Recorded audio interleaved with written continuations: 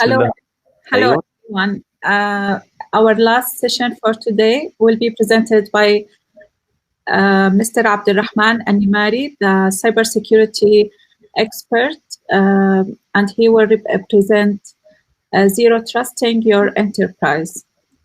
Over to you, Mr. Abdulrahman. Okay. Can I start? Yes, sure.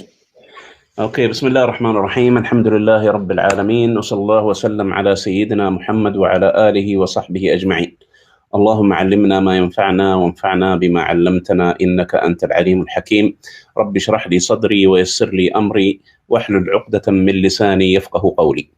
Actually, this is the third time I talk about the same exact topic, which is zero trusting your enterprise. And each time I do it, I get a lot of feedback and questions. You know, guys, different people from different organizations with different requirements and different configuration. I try to use your feedback and your questions in even making this presentation much better. This time we have a very short time. We will try on focusing to understand the basics of the concept of zero trust. Bismillah. My name is Abdulrahman Al-Nimari. I am a cybersecurity director. I have 25 plus years of both IT and cybersecurity experience. I talked in different conferences inside and outside KSA. You have my guys, you can see my contacts, my Twitter, LinkedIn, my email, and my phone number in case you need anything about this presentation or any future questions. This is our agenda for today. We will talk about traditional network security. How are we doing our network security today? And what's bad about what we are doing? What's bad about the traditional approach? Then we will define zero trust, what's zero trust, and try to understand in case we want to implement zero trust in our enterprise, what do we need? What are the building blocks that's needed to implement the concept of zero trust? Then we will go to steps to zero trust in case you want to implement it. It's a checklist that you follow to achieve zero trust concept. We will talk about plugging in zero trust into your enterprise. So no need to just make everything zero trust. We can select portions of our network and zero trust it. And then we will have some resources for reference. The traditional approach of our enterprise is that we treat our enterprise as a castle. And the entrance to this castle is what we focus our access controls on, what we call the perimeter of the castle. Anything connected to the outside world is strictly access controlled by us. What's inside this castle is trusted by default. So this is the current approach. The problem with this is that the parameter is growing. There are so many parameters nowadays for the network. We have contractors, third parties, mobile devices, IoT devices, different cloud technologies like enterprise as a service and software as a service, hybrid cloud, and we also have remote users. All these are different parameters that we need to monitor, we need to keep track of, we need to put access control on. You know, guys, this way of focusing our access control on the parameter is not scalable with so many different parameters. This is a very simple network diagram. In the middle, with the green background, we have our data center with our services inside it. Could be databases, applications, etc. And then we are connected to our remote sites at the top, to other partner sites on the right, and there is a portion of our enterprise which is public and we want it to be accessible from the internet. We put it on a special zone, what we call a DMZ, a demilitarized zone. And we have a connection to the internet at the top. We usually focus our access controls on the firewalls, these 4 firewalls, considering that it is connecting our enterprise or data center to the outside world.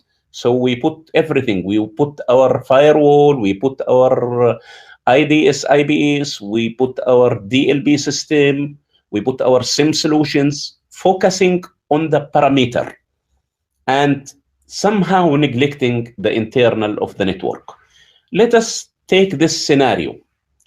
The traffic that's going from the internet to our DMZ is 20% of the total enterprise traffic. The traffic inside the DMZ or other portions inside the internal network is 80%. So we are focusing our security technologies and solutions to protect that 20% of the traffic. And we are not paying good attention to the 80% inside. Let us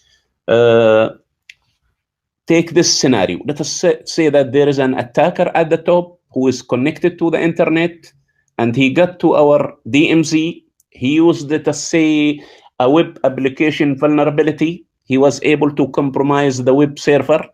And once he is inside the DMZ, he can pivot from one host to another, since there are no access controls in the same zone. The design is like this. We don't put controls between hosts inside the same zone. Okay. Another way, guys, if you have a laptop and you go into an enterprise and you plug your Ethernet jack inside one of the switches in the enterprise, you will get an IP address. And if you scan the subnet that you are in, you will find so many hosts that are visible to your host. This shouldn't happen in a zero trust concept. What's bad about the traditional approach? The big issue is that internal access is trusted by default. You can move from one host to another inside the same zone freely. There are no access controls. We consider that the inside of the network is completely trusted.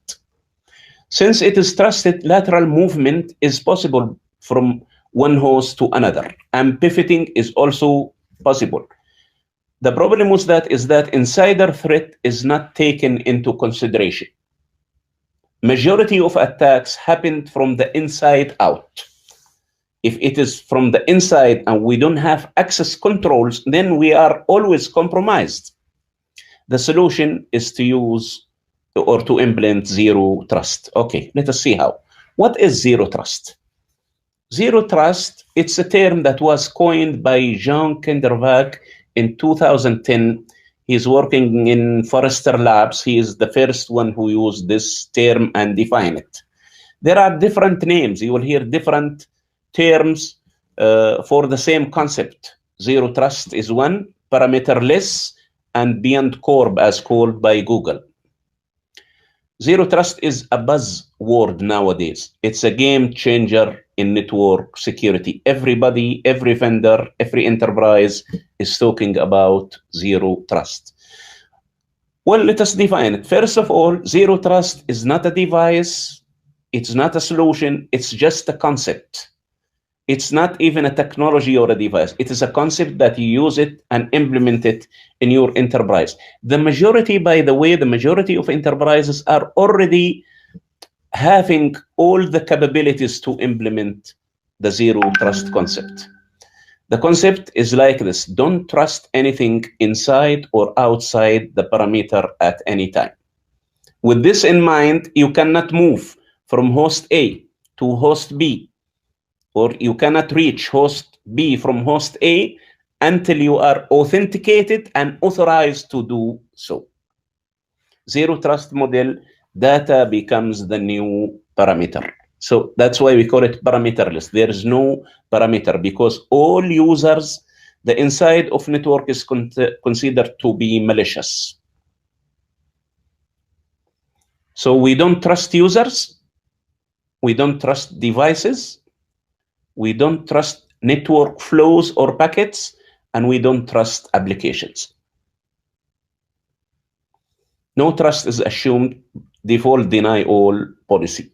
This is the core of the zero trust concept. What do I need to zero trust my enterprise? What are the building blocks, the necessary stuff that I should have before I start implementing this concept? Number one, you need a very good, solid identity management solution. You need to have your users and devices in this identity management solution. And this identity management solution should include everything in your enterprise. Every device should be inventoried and should be given access control policies. This is a must to implement zero trust. Network segmentation is the next step. And the more you segment, the more granular you go, the more deep you go in granularity in segmenting your network, the more access control you get. So do it wisely. See your enterprise, what are the requirements, and segment as deep and granular as needed by your enterprise. The data flow. Before you start implementing zero trust, you should understand your network. Understand the flows that goes inside this network, the applications, the solutions. And this is, from my opinion, this is the hardest part of implementing zero trust, understanding the flows inside the network. Let us go to the detailed steps of implementing zero trust. Number one, identify zero trust scope. Some people think that we should implement zero trust on the network as a whole. I say no, you can select parts of your network and start zero trusting it and then go more and more as needed. So the first step is to identify the zero trust scope. What parts, devices, users, solutions, applications are you going to include in this scope? Next, identify the data flow. Who is talking to who in your network? Segment your network as granular as your requirement. Create access control policy based on data flows, user roles, and don't forget these two principles: need to know and least privilege. Get people the permission they need that will make them do their job with the least be privilege. Don't give the user more access than they need to do their job. Then after you have these steps finished, you can start architecting your zero trust network. Inspect, log, and monitor everything. This is one of the principles of zero trust. You should continuously inspect, log, and monitor everything in your network. Automate and orchestrate. Some enterprises are huge and very big, and the manual work is not feasible. You need to incorporate automation and orchestration to do tasks in your network. Tools, integrating tools to contain and mitigate orchestration process. Okay, let us take these steps one by one. Number one, let us do, how can we identify the data flow inside our enterprise? I said this is, from my opinion, this step is the hardest. You need to because it needs data. You need to have full PCAP data for extended period of times, or you need to have net flow data and log files in order to understand the flows that goes in your network.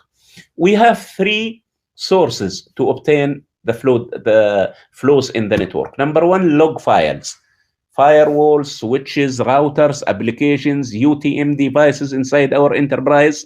If we are logging stuff, we can use these log files to identify network traffic.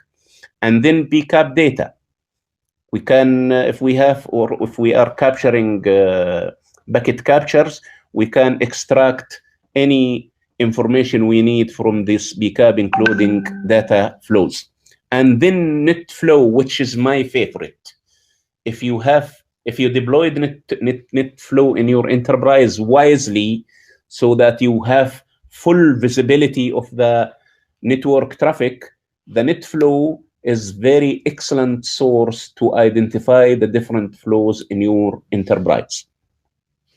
This is a NetFlow. I personally use Silk, which is an open source tools that it's actually a suite of NetFlow open source tools. You can use it to store and to acquire NetFlow data.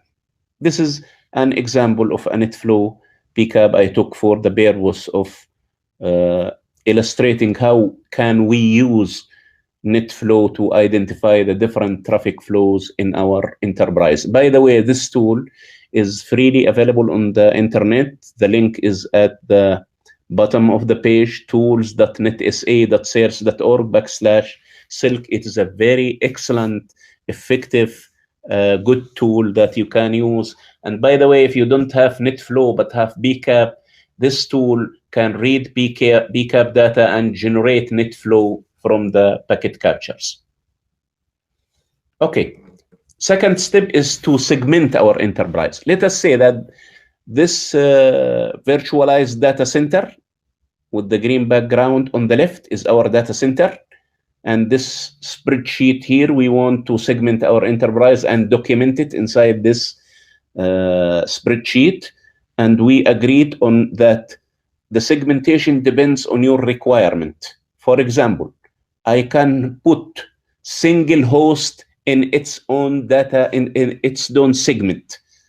Critical host or very critical host, we can put them in one segment. For example, the segment that with the yellow background is put in its own segment because it's a very critical application. This way, I can have more access control on this host. I will allow and deny access based on this segment. Sometimes it will contain 2 hosts, 3 hosts, 4 hosts, 5 hosts, as your requirement is. And then document everything. Put the segment name, the subnet inside this segment, and the location of this segment. So we will use this data in configuring our segmentation gateway later. Okay, this is the segment policy. Put policy for each segment. For example, application 1 cannot talk to application 2.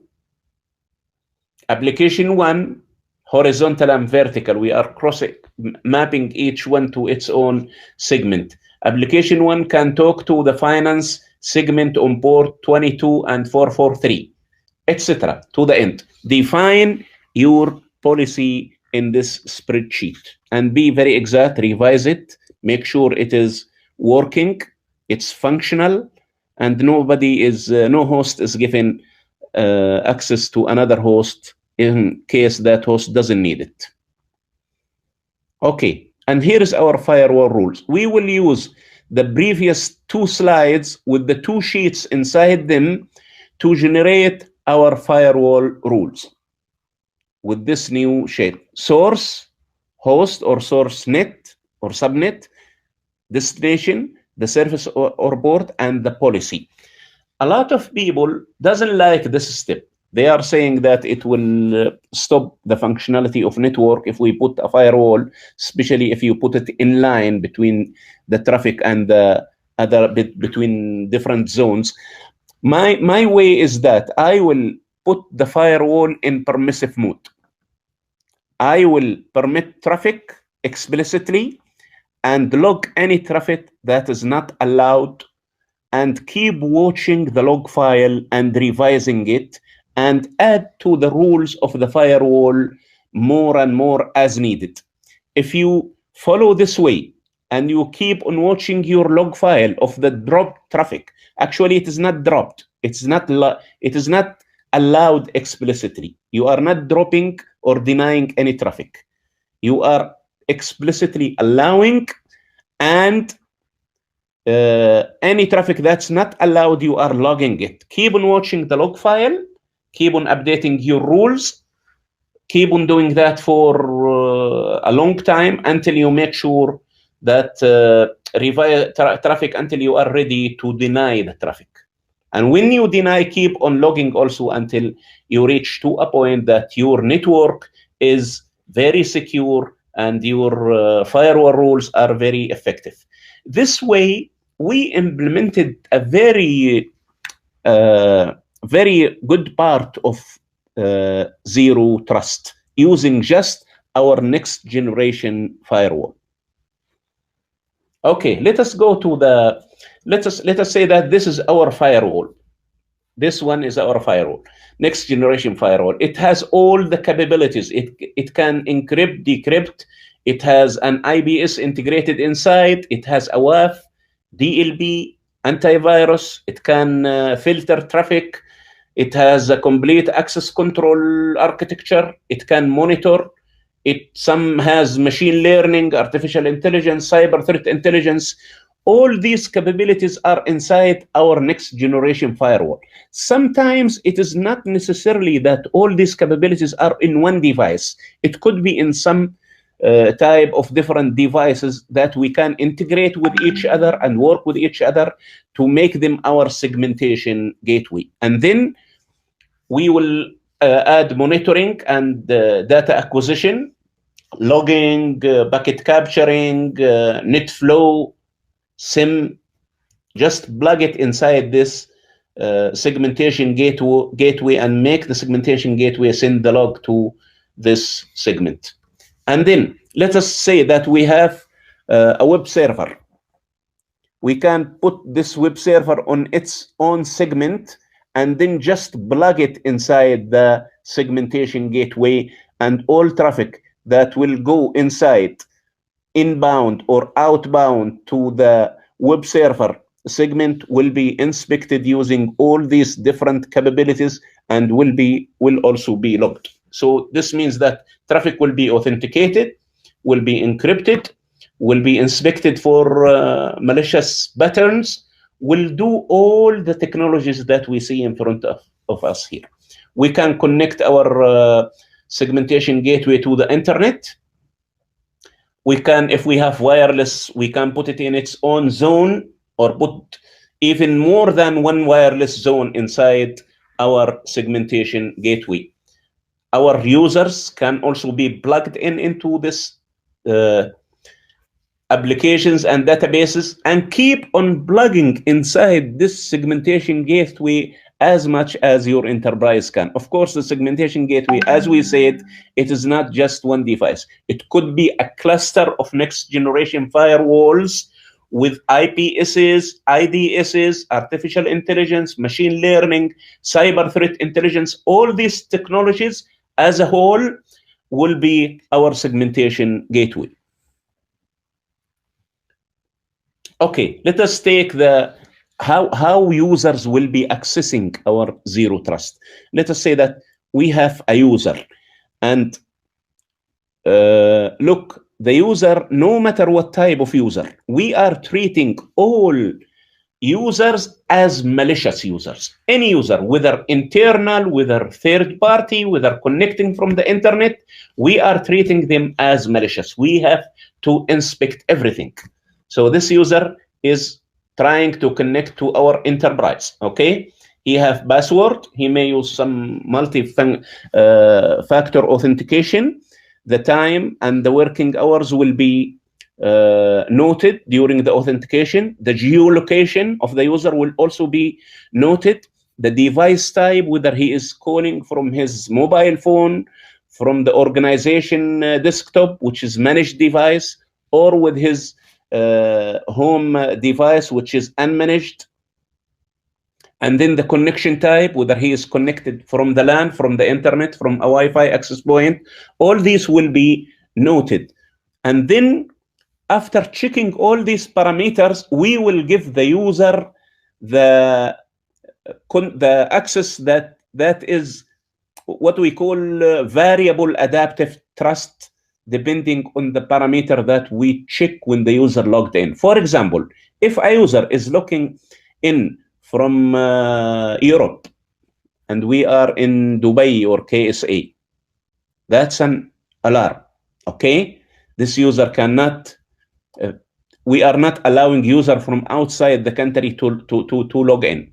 If the user is logging at 4 a.m. in the morning, that's another trigger.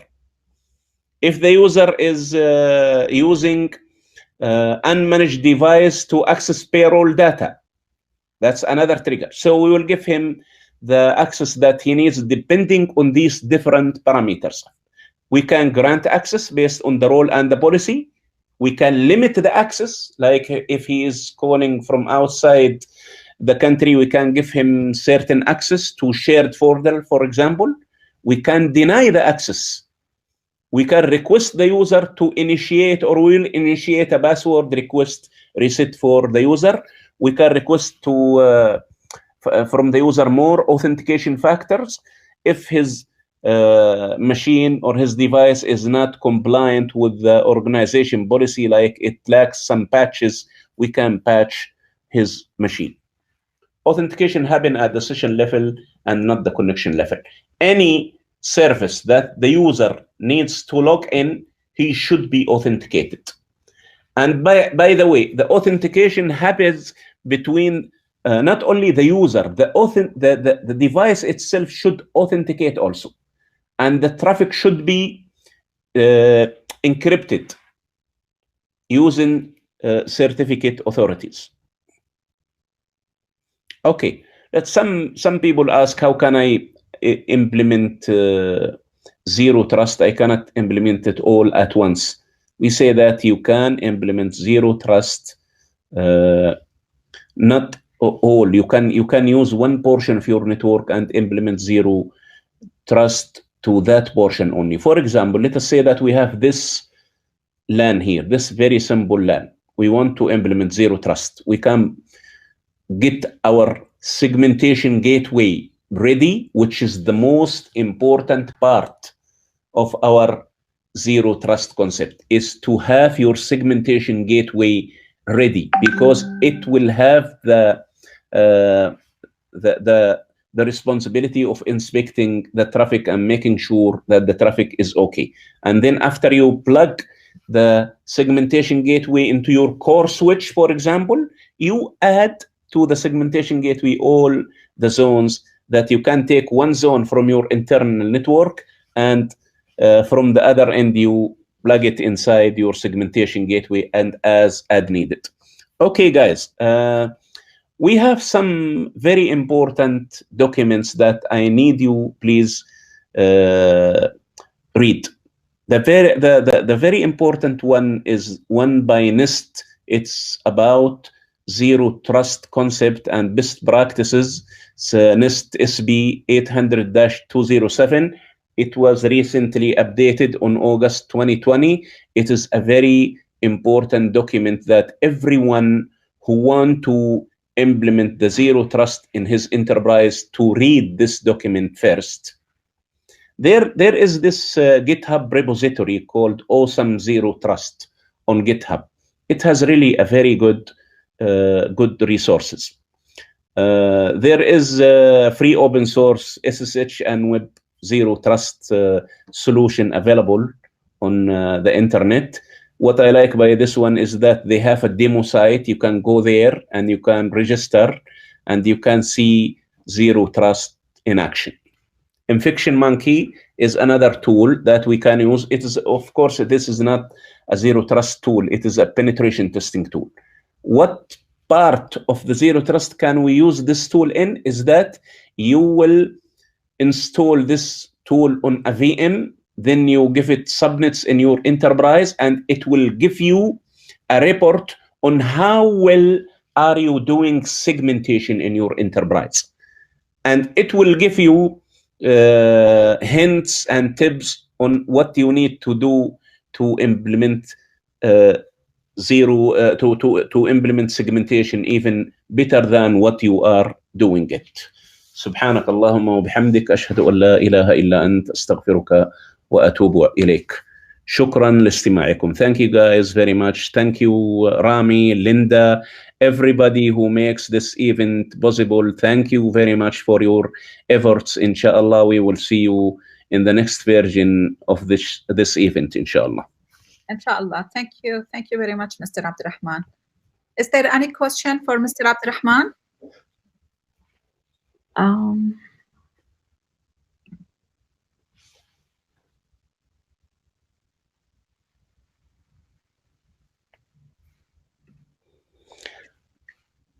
How many were attending, Linda, please? 14 attendees. Okay. Are you recording the sessions, by the way? Yes, it's recorded. Okay. Thank you. No question, right? Let me check if there is any question. Okay.